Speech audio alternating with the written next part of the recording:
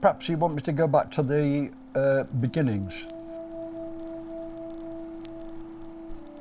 She and I trained at the same art college, which was Manchester, in the 50s. I always thought she was outstanding. I mean, she was really good. I hasten to add I was somewhat of a shy boy, and the only woman I knew well was my mother.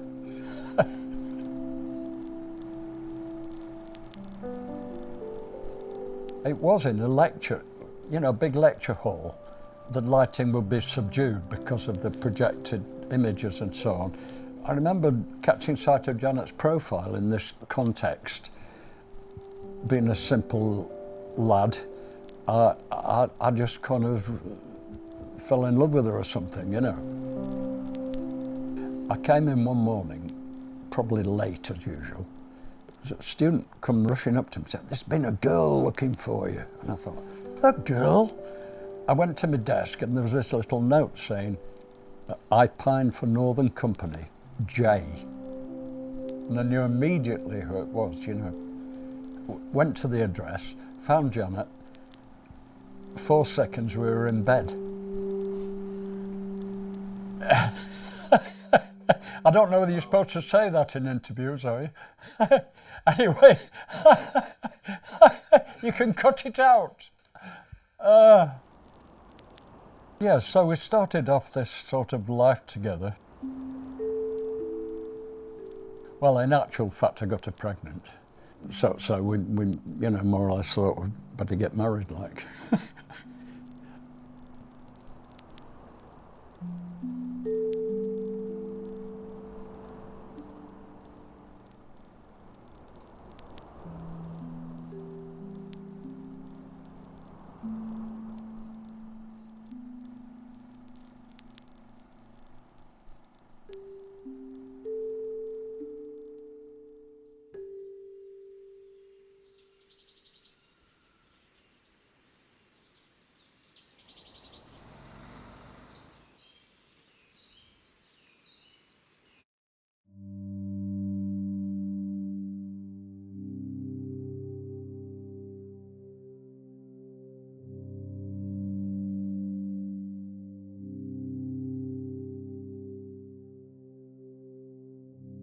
There's a couple of photographs of Janet, but one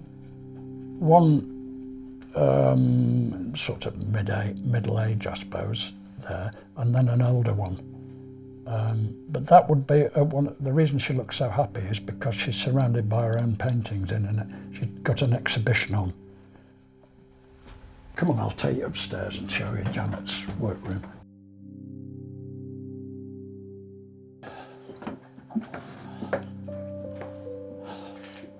People who always say, "Oh yeah, you know, I've done some painting. I was in the Lake District," and they come back with a pretty picture of mountains and streams and trees, and you think, well, fair enough. Yeah, we all know that's wonderful. I mean, we all know that's beautiful, but you don't need to actually paint it. It's just there, isn't it? Whereas something like this, most amateurs wouldn't even attempt, would they? Because it's, it's based, I mean, look at that child in the middle. I mean, it's all based on close observation, really. Because she used to draw on trains and on buses. You know, like we'd be coming back from a late night and everybody drunk on the train from Sheffield. And she'd be busy sketching, and people were oblivious. They had no idea what she was doing. They thought she was probably just writing in a diary or something. And then when she, later on, months later, she'd use the sketches and put something together like that. The thing about it with Janet, she was obsessed with, well, quite a lot of things, but clothes in particular. She made beautiful clothes, absolutely beautiful clothes. I mean, that's why I haven't chucked this stuff away, because it's not the sort of stuff you could just take to a charity shop and say, you know, do you want this? Because it's so personal, you know. I don't know what I'm going to do with it eventually. But see, she'll have made that jacket as well. And here's a rather strange jacket that she's actually embroidered on. You know, all those designs, she'll have just made them up as she was doing it. Oh, she was incredibly talented, yeah. No, she was quite a girl, really.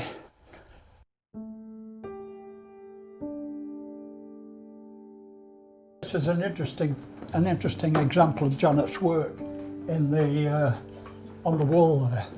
I remember that would be done, oh God, 30 or 40 years ago, and it was the start for her of more personal work, because it's got a lot of ambiguity in it. But it's really interesting painting, because if you look at the head, it's obviously, you can tell it's a girl, but if you look at the head, you'll see that the hair looks like a bird's wing, and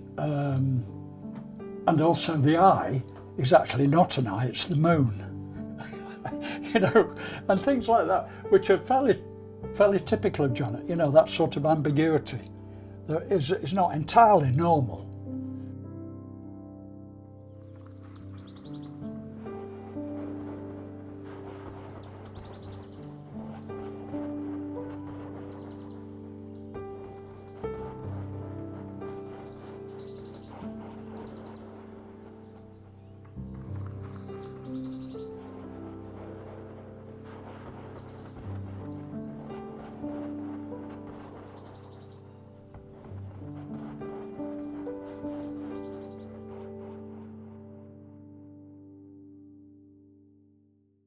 She was a good mother.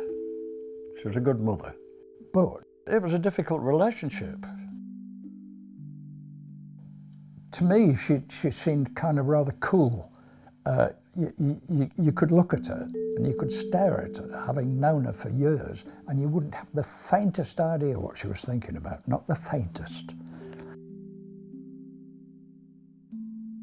In many ways, she would seem normal. In a way. A friend of Janet's came to me and said, I'm a bit worried about Janet. And I said, well, what's the matter, you know? She said, well, she's kneeling on the floor making patterns out of chocolate biscuits. And that, although it sounds like something of nothing, was the beginning of probably the first example of psychosis.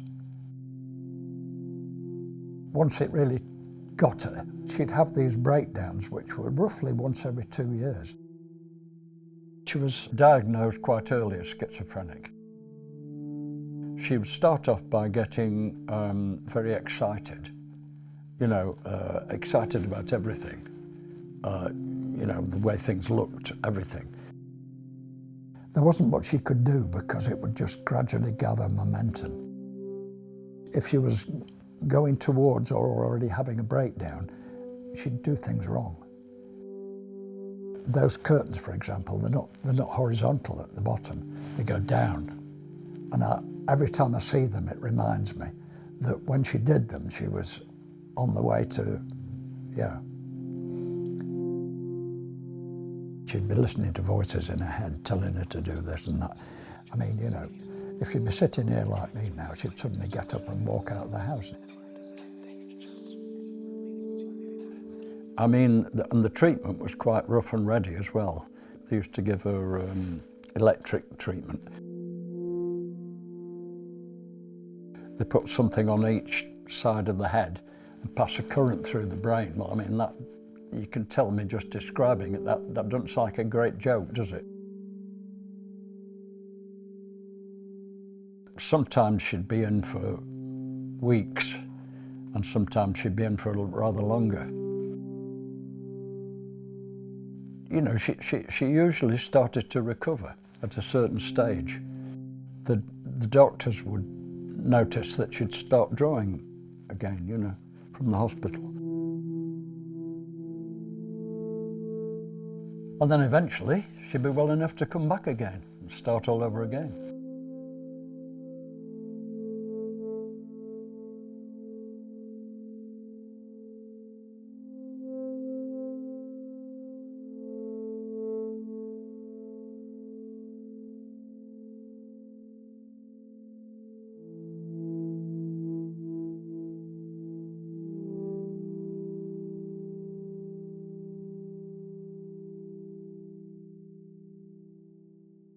I remember one morning I was sitting at that table having my cereal.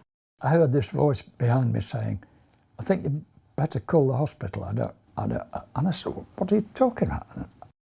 And she said, "Well, I don't feel very well." She decided to stop taking all her medication for various reasons. She decided she'd had enough.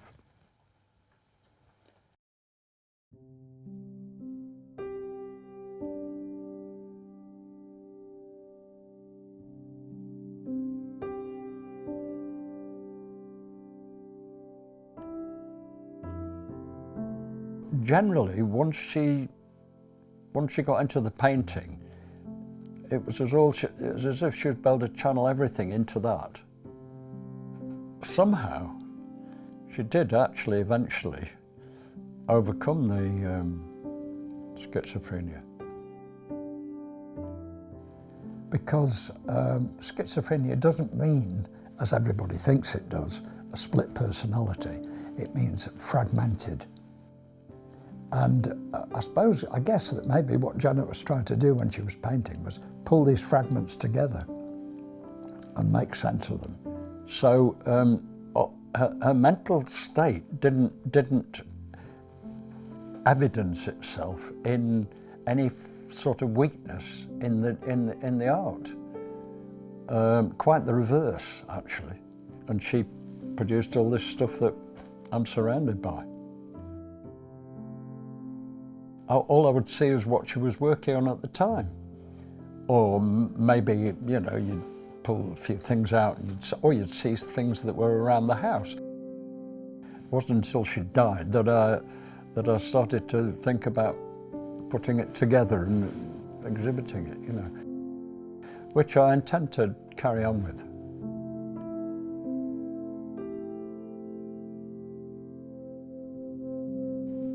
She must have known she was good, I think. But she wasn't vain about it. That's what makes me regret that she never saw that final exhibition that I put on in Bradford and then moved to Doncaster, because that was, I think, the strongest body of her work. I'd wished she'd been there and seen it.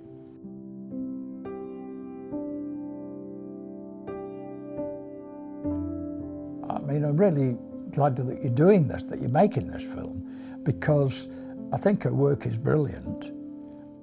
You know, the more it's seen, the more her work is seen, and, you know, the better. And I think, you know, the fact that you're drawing attention to it is a great thing, you know.